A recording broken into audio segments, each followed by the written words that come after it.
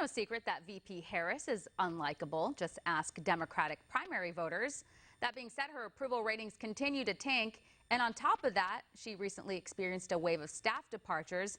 And to make it even worse, many are wondering where she's at. She's typically avoiding her responsibilities like the crisis at the border. Well, it now looks like she's attempting to salvage her reputation as quickly as possible. How?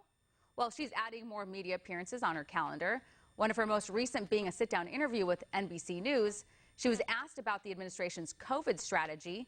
And in case you're wondering why she typically avoids media interviews, this is maybe why. Watch.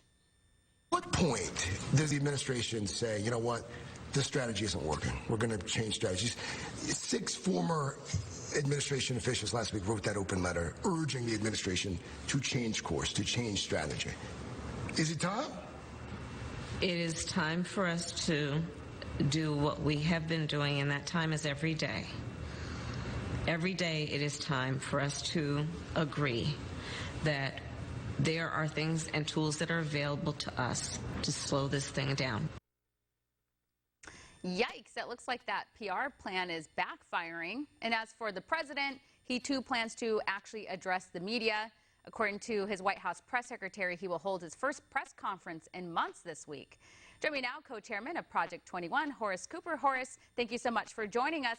So, Horace, I don't think Harris is doing herself any help by making her rounds in the mainstream media, because now some of these talking heads and these hosts are starting just to ask some basic questions, and you can see her squirm and get uncomfortable and then not really have any good answers. Well, you know, one of the primary roles of the vice president is supposed to be the chief cheerleader for the president of the United States. When you show up and you give an answer and it sounds like you're reading a hostage note, you're definitely not on point. No one would be upset or surprised if the vice president was enthusiastic and a booster and even far more optimistic even than circumstances might allow. She can't seem to accomplish any of that. She comes across as ill-informed, incompetent, and a real question, as I continue to say to you and this audience, what impact does her poor performance have on the notion that women should be able to be as competent and able to compete as men in any setting? Her poor performance undermines equality. That's how bad she is. Yeah, well, you hear people who say that if you criticize her, you're just criticizing her because she's a woman of color. So that's where your criticism is coming from. But if you actually look at how she's handling her job, her absence at the border, the way she's been responding to these media interviews, it's clearly not that. And then if they make that argument, as I pointed out in the introduction here, it was Democratic primary voters who didn't really care for her very much. If you remember the numbers in support of her. I mean, it was, what, 2%?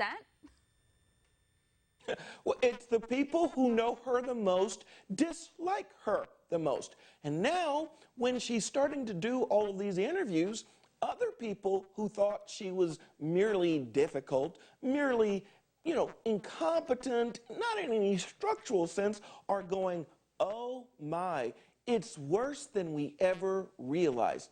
The President of the United States made a very, very poor choice to let the kind of identity politics make a significant role in who he selected for the #2 position in the United States, nay, even the entire planet. This is terrible, and her behavior is so troubling, and it doesn't seem like there's any sign that this is going to get any better because she was never fit for the job. And then, as you may remember, Biden had warned of a winter of severe illness and death. And with Omicron spreading, many are asking, where can people get tested? And we have video of Harris's response. It was a recent response. Let's take a look. Roll tape.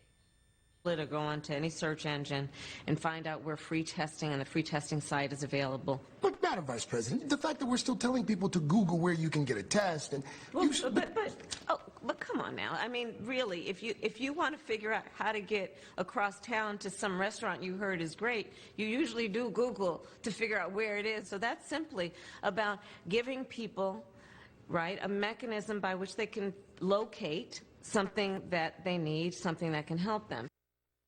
So she's so out of touch. I don't think she understands what the problem is you can Google it, but there's a shortage on testing kits.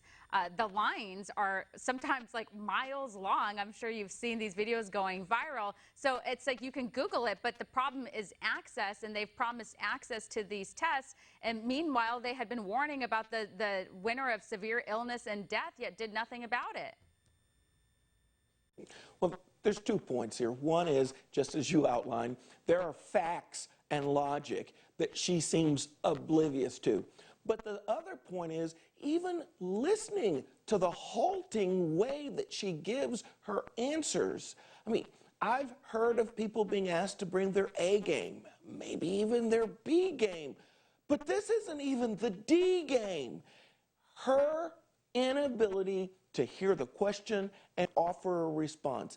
Yes, this administration has been flat-footed, but she can't even argue that we're turning a curve. We're improving things. There are new solutions. She wants us to believe that dealing with a deadly virus is a lot like trying to get into that cool new restaurant that's so hard to get and you Google it to get to. What is on her mind? Yeah, no, it's a great question. And then I also mentioned that Biden will now give a press conference. And originally we were told that the Trump administration wasn't transparent and that the Biden administration would be. But the Biden administration is turning out a lot to be like the Obama administration, which there was a huge lack of transparency there. So what we have are no ability for the American people or the media or any outsiders to assess what's going on. We now have this so-called contract to provide $500 billion number of these masks. Who were these awards given to? On what basis were they given to? Why are they now displacing existing awards? The governor of Maryland indicated that the actual contracts that he already had in place for delivery of masks and testing are being somehow pushed aside. How is that occurring? All of these are the kinds of things that a transparent administration would be trying to explain. You don't steal from the existing distribution of masks and tests as a way to show you are doing something. You augment, you increase. This administration doesn't appear to be doing any of that, and then they want to hide from us what's going on. My question is, who's getting rich off of all of this incompetence? Yeah. A lot of good questions there, Horace. And I will say that, you know, keeping Biden away from the press is a strategy, and it's something they did during the entire campaign. That's why they call him Bunker Biden and Basement Biden, that's for sure. Well, thank you for joining us. We appreciate your insight.